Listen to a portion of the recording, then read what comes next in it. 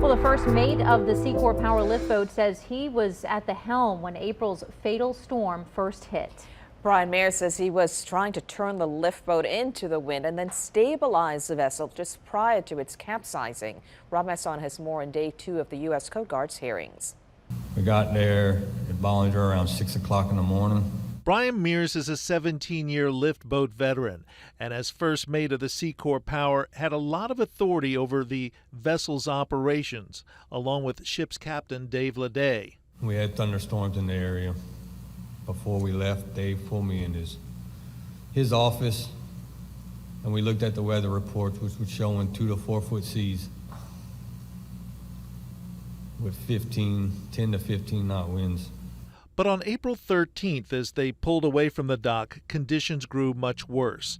Mires testified at a Coast Guard NTSB hearing that they were hit by a squall from behind, which packed 79-mile-per-hour winds, when the decision was made to lower the liftboat's massive 250-foot-long support legs in a stabilizing maneuver called a soft tag.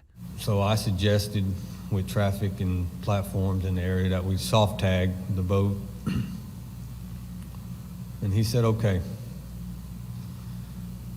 So I engaged the PTOs and took out the clutch on the inboards.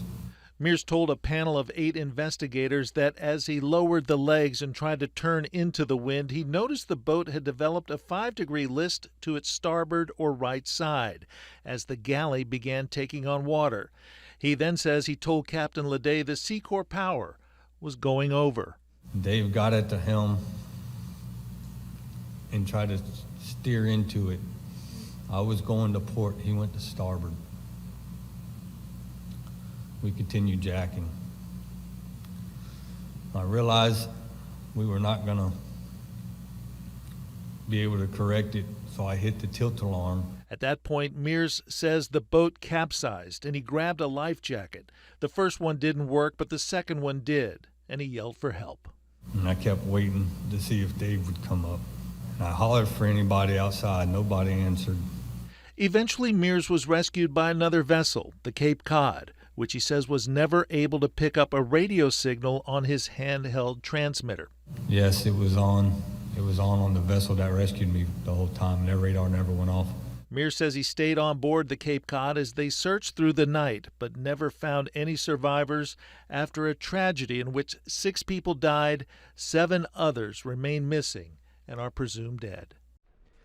Coast Guard Systems Specialist Edwin Thiedemann testified this afternoon about the reliability of handheld transmitters used to locate missing crew members. He said their signals could sometimes be interrupted by heavy weather.